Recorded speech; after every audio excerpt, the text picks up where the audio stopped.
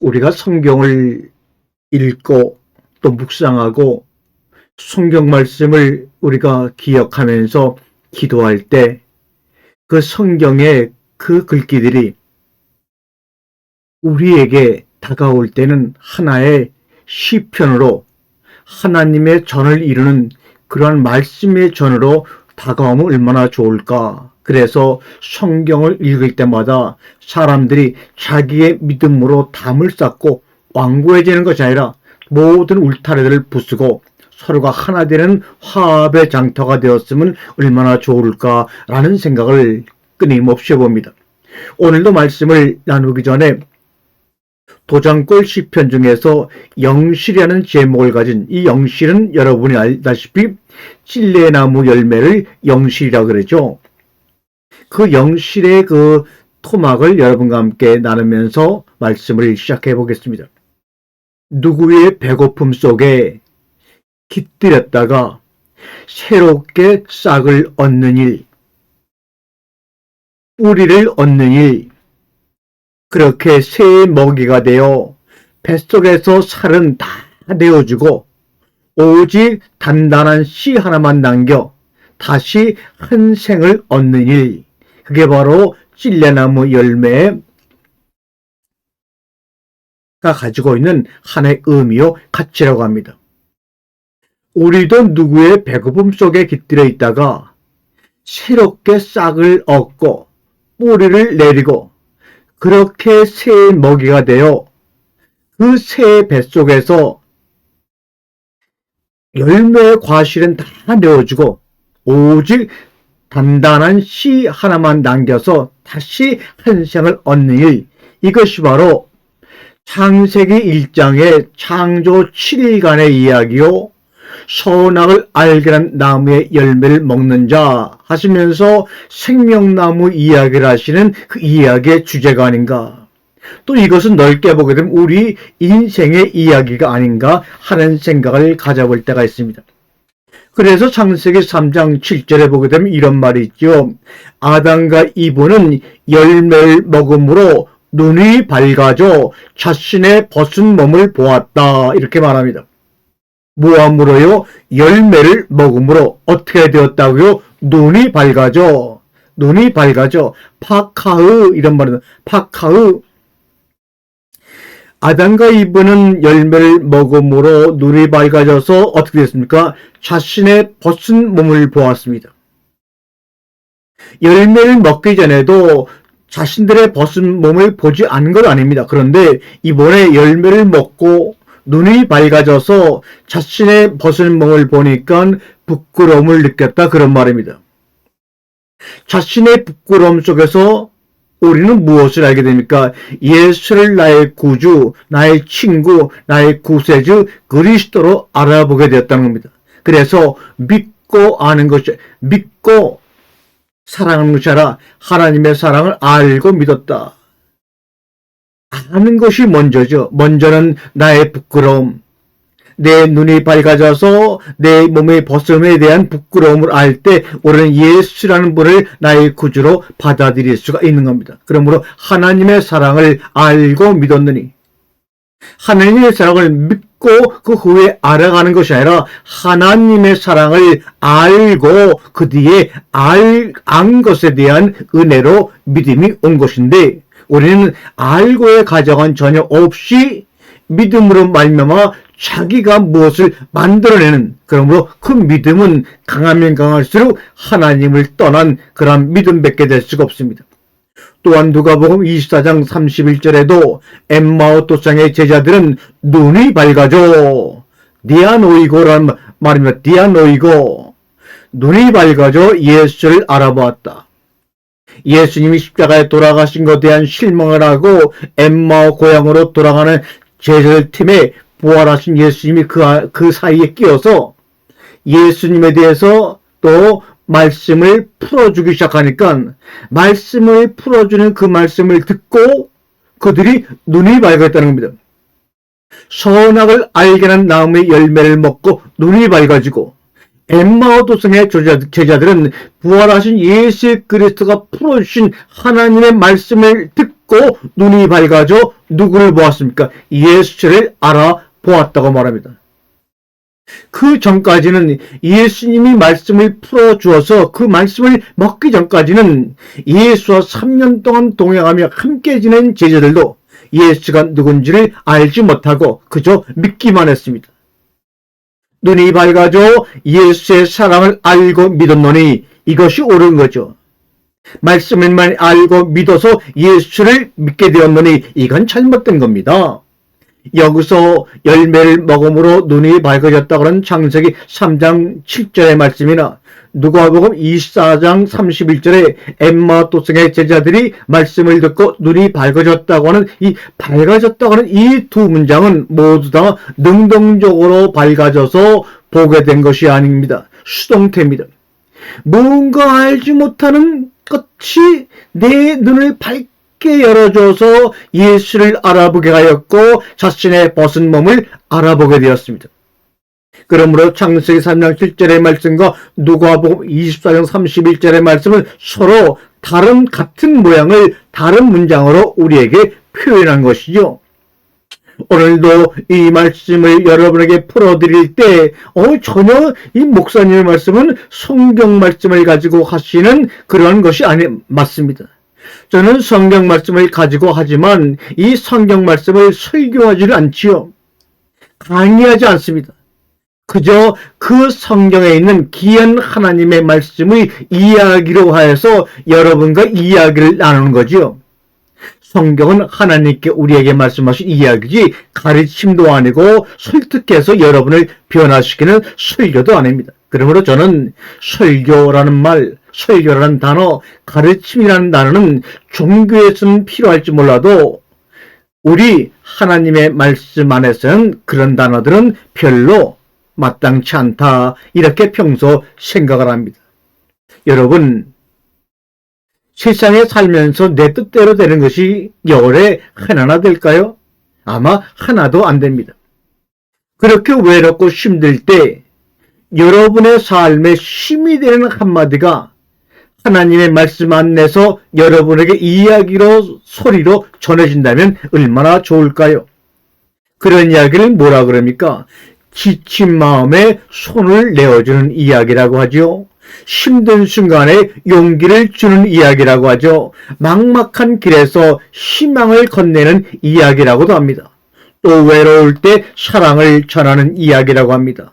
어두운 세상을 별처럼 아름답게 물들이는 이야기라고 합니다. 우리 믿음의 사람끼리는 인내하면서 결단하고 선택하여 이러한 이야기만을 나는 전하겠습니다. 여기서 예수님이란 말씀, 하나님이란 말씀, 용서란 말씀, 죄라는 얘기가 하나도 안 들어가 있지만 하나님이 우리에게 전하고자 하는 그 하나님의 간절한 마음은 다 들어가 있죠. 이러한 이야기만 전하면서 서로가 살아간다는 것은 그 자체가 이미 이 땅에서는 십자가의 길입니다. 이것보다 사실은 가시밭길이 어디 있겠습니까? 그 다음은 여러분이 한번 곰곰이 제가 한 말씀이 무엇인지 생각해 보시면 여러분은 충분히 이해하고 깨달으시리라고 믿습니다. 성경 66권을 통하여 우리에게 들려지는 하나님의 이야기는 우리 모두에게 빛을 비춰 줄 뿐만 아니라 주위까지도 밝게 비춰주고 따뜻하게 합니다. 사랑하는 성도 여러분, 우리는 늘 우리 인생의 마지막 순간을 마음속에 새긴 채 스타트하십시오. The last moment in mind, 마지막 순간을 마음에 with keeping, 새긴 채 스타트하시게 되면 우리는 틀림이 없습니다.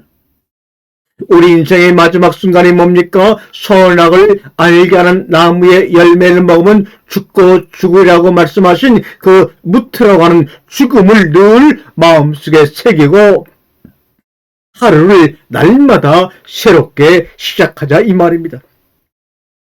이런 말이 있지요. 할 수 없어. 나는 너무나 네가 몰라서 그러는 거야. 맞습니다. 모르는 것도 틀림없습니다. 그러나 할 수 없다고 생각하는 것은 다른 말로 말하면 나 하기 싫다고 다짐하고 결심하는 것과 같습니다. 다른 것은 몰라도 이것만은 불가능하다고 생각하는 것은 하고 싶지 않다고 하나님 앞에 작정 기도하는 것과 같습니다. 사랑하는 성도 여러분, 우리의 삶이 어둡다고 불평하는 것보다 작은 촛불 하나라도 켜는 것이 더 낫지 않을까요? 어떤 일이라도 계속 망설이기보다는 불안한 불완전한 대로 일단 시작하는 게 어떻겠습니까? 그러면 한 걸음을 앞서게 되면서 그 다음 걸음을 가게 되고 알게 되는 겁니다. 우리가 가로등을 만들어 낸 것은 무엇입니까? 바로 어둠이었습니다. 어둠 때문에 가로등을 만들게 된 거지요. 나침판을 만들어 낸 것은 앞이 자욱해서 안 보이는 안개 때문이었습니다.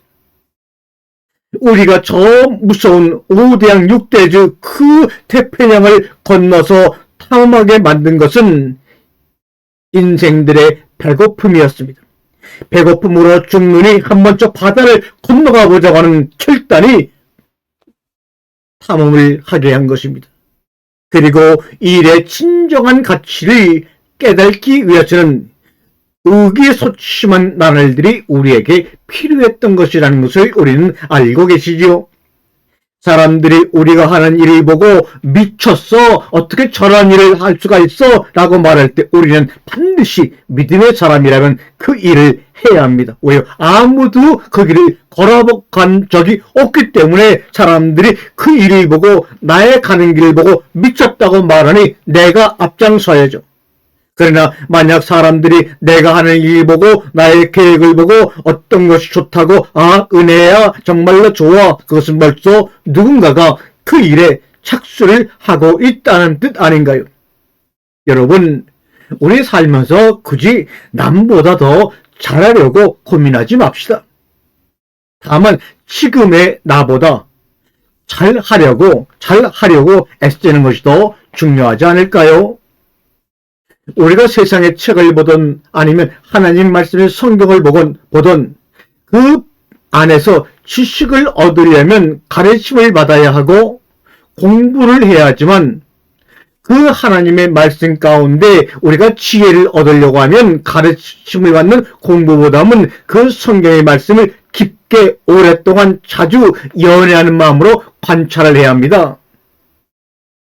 우리가 공부라고 하는 것, 가르침이라고 하는 것은 문법, 구조물에 해당됩니다. 그러나 구조물의 기능은 바로 빈 공간을 만들어내는 것이라는 것을 관찰 결과 알게 되면 그 사람은 지혜를 얻는 겁니다.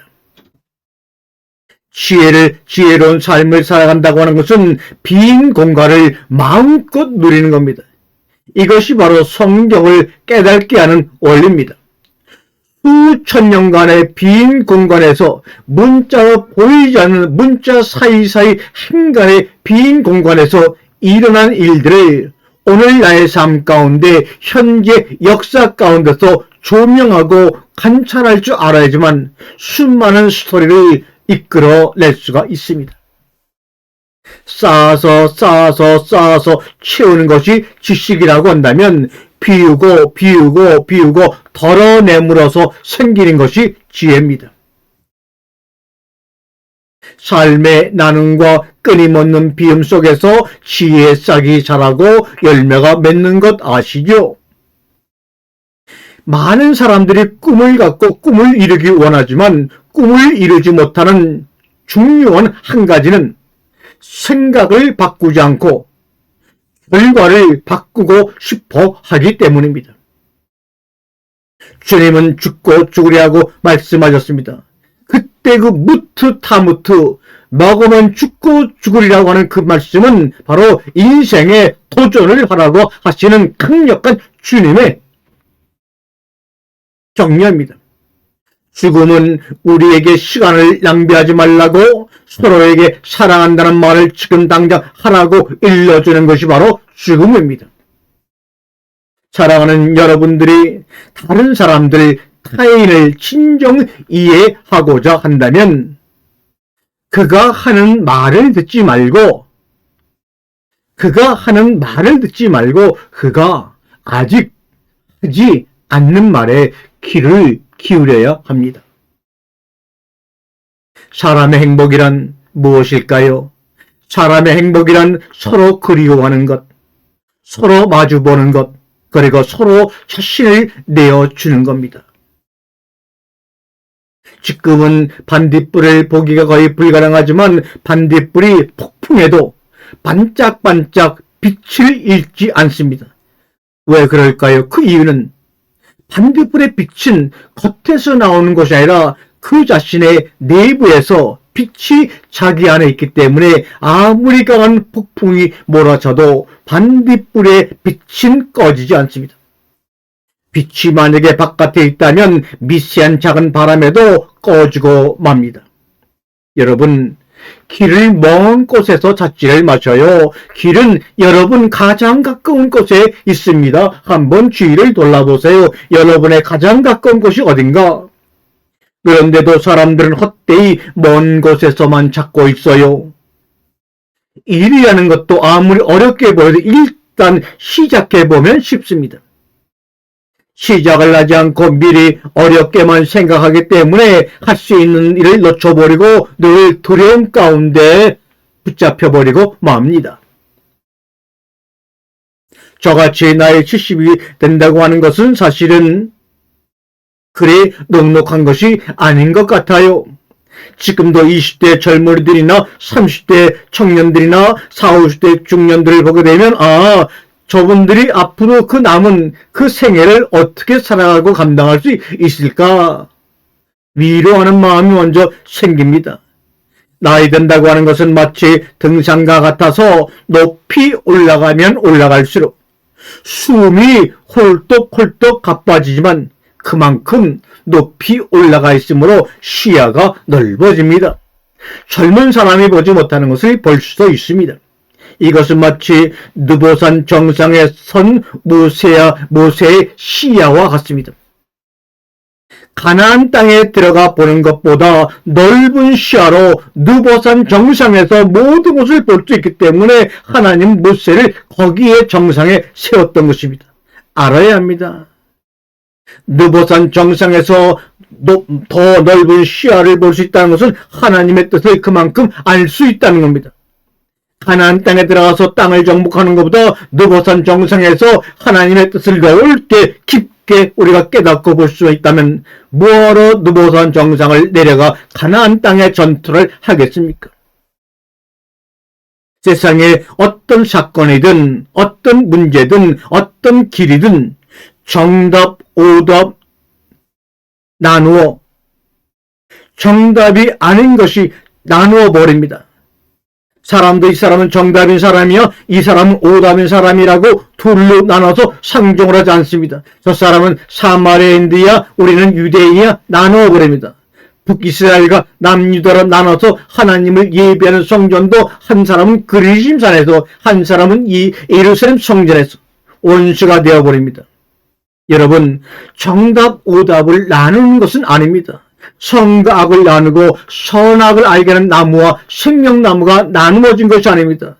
생명나무가 선악을 알게 하는 나무로 있더라 하나의 나무입니다. 정답인 것이 아니라 정답과 오답을 다 받아들이면 하나님 안에서 그대로 정답입니다. 다 품어버리면 그것이 정답입니다. 하나님은 여러분 가족을 다 품어버리려고 하시는데 여러분 스스로가 이것은 정답이야, 이것은 오답이야, 이것은 의인이야, 이것은 죄인이야 라고 분리해 버리는데 하나님도 어찌할 방법이 없던 겁니다. 어차피 하나님이 왜 이런 말씀을 하셨는지, 하나님이 왜 그런 말씀을 하셨는지, 왜 하나님이 먹지 말라고 하셨는지 사실 이것을 알 수 있는 사람이 이 땅에 한 명이라도 있습니까? 없습니다. 하나님이 왜 그런 말씀을 하셨는지 아느니 없는데 아는 척하지 말자 이거예요. 자기만 깨달은 것처럼 나의 말을 믿으라고 하는 사람은 다 책임꾼들이에요.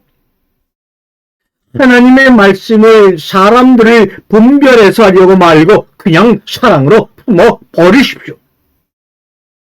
품는 순간에 여러분의 영혼이 영광나가 되어서 그 전에 없던 새로운 창조적인 창조물이 그 품는 가운데서 새롭게 여러분 앞에 나타날 것입니다. 행복은 상대방, 나, 하나님 서로 존재에 대하여 배우는 과정입니다. 어떤 결과가 아니에요. 다른 사람과 어울리는 법을 배우고 그들을 삶에 초대하는 과정에서 행복은 만들어지는 과정입니다. 기쁨은 하나의 작은 점들입니다. 그래서 순간적으로 기쁨은 지나갑니다. 그러나 행복은 입체 공간입니다. 이렇게 보고 저렇게 볼수록 행복은 다양한 모습으로 우리에게 위로가 되고 기쁨이 되고 화평이 됩니다. 행복은 지속적으로 몸의 기억으로 머무릅니다. 여러분과 제가 어디에 있느냐는 중요하지 않습니다. 어디에 사느냐는 중요하지 않습니다. 중요한 것은 무엇입니까? 어디로 가고 있느냐가 진정 중요한 것입니다. 우리의 운명은 잎사귀가 떨어진 겨울철 과일나무와 같습니다. 그 나뭇가지에 다시 푸른 잎이 나고 꽃이 필 것 같지 않아도 우리는 그것을 꿈꾸고 그렇게 될 것을 이미 알고 있습니다. 이것이 믿음입니다. 사람들은 흔히 시간이 모든 것을 바꾸어 준다고 말들 하지만 실제로 자기를 변화시키는 것은 시간이 아니라 자기 자신입니다. 삶의 의미보다 삶 그 자체를 더 사랑하기를 소망합니다.